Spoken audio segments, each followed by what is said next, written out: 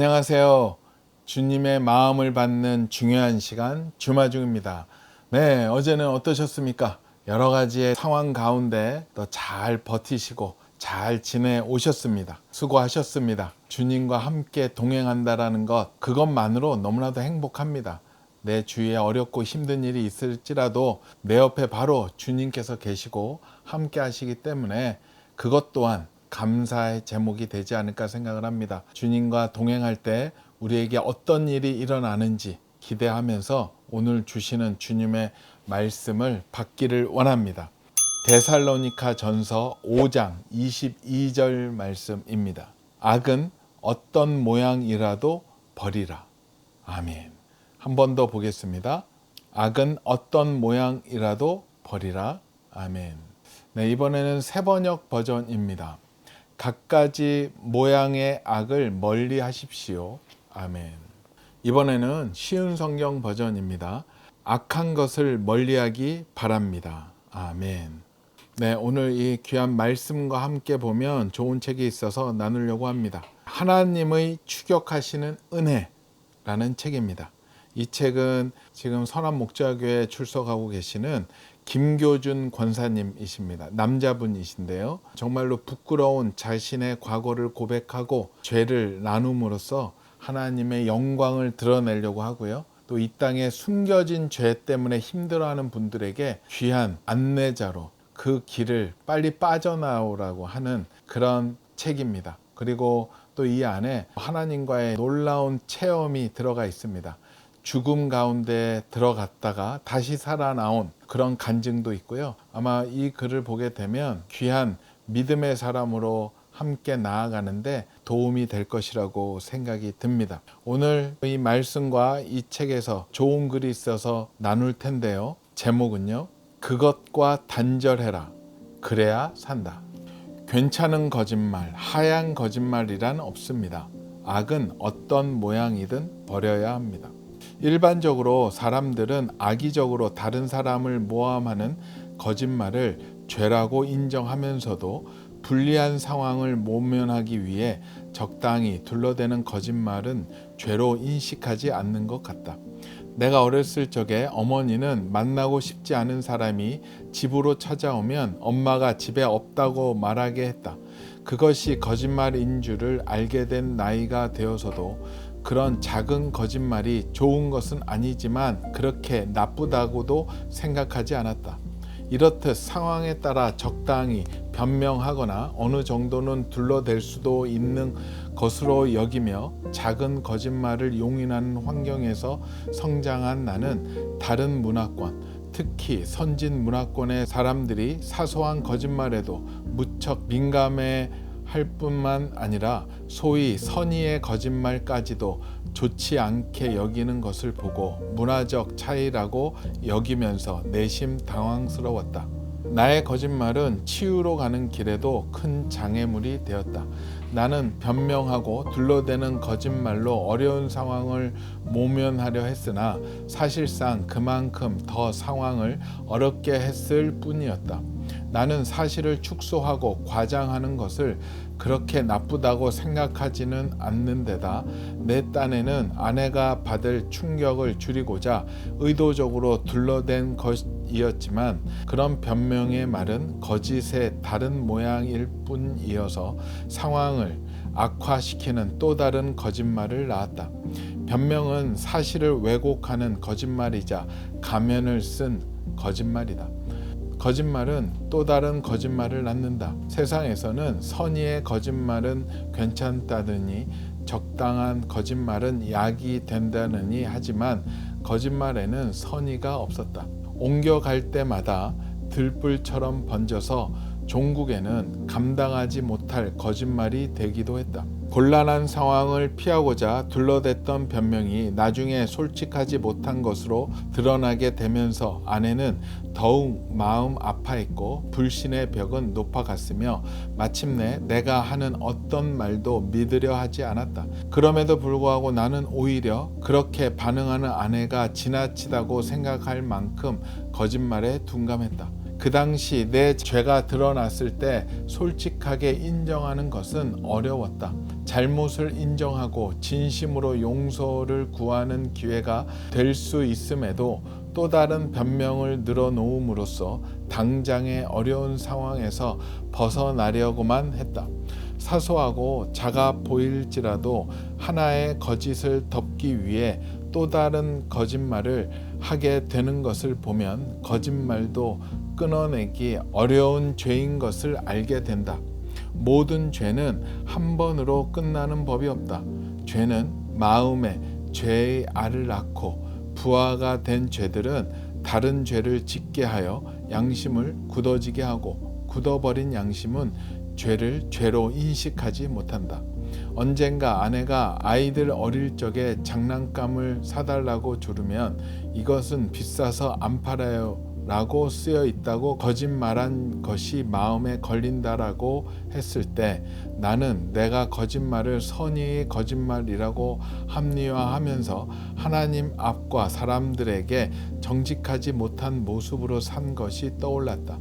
잘못한 것을 알았을 때 바로 회개하도록 하는 마음을 주시는 것이 큰 은혜다. 내가 가장 늦게 깨닫게 된 죄 중의 하나가 거짓말이다. 훗날 이재철 목사님의 설교 중에 부부 사이에는 신뢰가 가장 중요하므로 부부 사이에서는 절대 거짓말을 해서는 안 된다. 피치 못하여 거짓말을 한 경우 그 거짓말이 참이 되게 해야 한다라는 말씀과 내 자존심이 상하더라도 내 자식이 평생도록 정직하게 살게 하는 것이 하나님 앞에서 바른 부모의 도리라고 하신 말씀이 귓가에 남는다.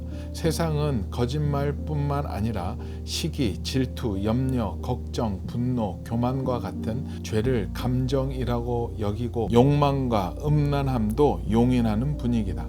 그러나 도둑질, 폭력, 간음, 강간, 강도, 사기, 살인 등과 같은 죄가 마음에서 시작되는 것을 부인할 수는 없다. 다친 마음은 문제를 거짓말로 덮으려고 함으로써 문제를 근본적으로 해결할 수 없게 하고 문제의 심각성을 인지하지 못하도록 한다. 또한 다친 마음은 잘못했을 때 잘못을 인정하기보다 변명으로 허물을 가리려 하고 적당한 변명과 거짓으로 문제를 해결할 수 있다고 생각하게 한다. 하나님께 항복하고 회개하여 하나님과의 관계를 회복하는 과정에서 느낀 것은 마음이 굳어진 만큼 죄에 대해서도 무뎌진다는 것이다. 얼룩이나 더러움이 밝은 데서는 잘 보이지만 어두운 데서는 잘 보이지 않듯 사람도 선해질수록 자기 안에 남아있는 악을 더 분명히 깨달을 수 있고 악해질수록 자신의 악을 깨닫지 못한다.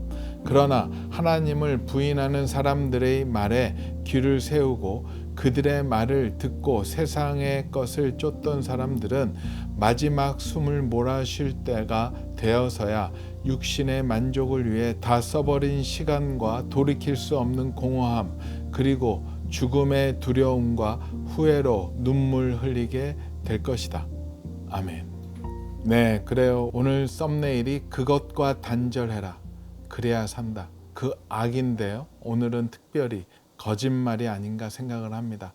거짓말, 거짓 행동 그런 것들이 하나하나 쌓여서 악이 되고 그 악은 우리의 마음을 둔감하게 해서 그것이 악인 것조차 인지하지 못하게 만드는 것. 그것이 사탄이 원하는 모습이 아닌가 생각해 보게 됩니다. 우리 저자가 이야기한 것처럼 우리 시대는 거짓말 정도는 그렇게 악이 아니다, 죄가 아니다라는 관대한 문화가 만들어져 있는 것 같아요. 그러면서 선한 의도로 한 거짓말은 괜찮아, 피해 없으면 그냥 넘어가도 돼, 상대를 위해서 거짓말한 거는 죄가 아니야 라고 합리화를 합니다.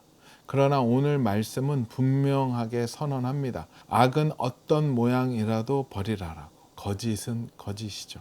그리고 하나님의 속성에 거짓말은 없습니다. 그렇기 때문에 이 거짓말은 작은 죄가 아니라 아주 큰 죄입니다. 히브리서 6장 18절에는 하나님은 거짓말을 하지 않으신다라고 이야기합니다. 그렇기 때문에 우리가 하나님의 일을 하려면 거짓 없이 나아가야 되지 않을까 생각이 듭니다. 거짓말에 대해서는 성경에서 명확하게 이야기합니다. 요한복음 8장 44절 너희는 너희 아비 마귀에게서 났으니 하고 이어지면서 하반절에 보면 그는 거짓말쟁이요 거짓의 아비가 되었습니다.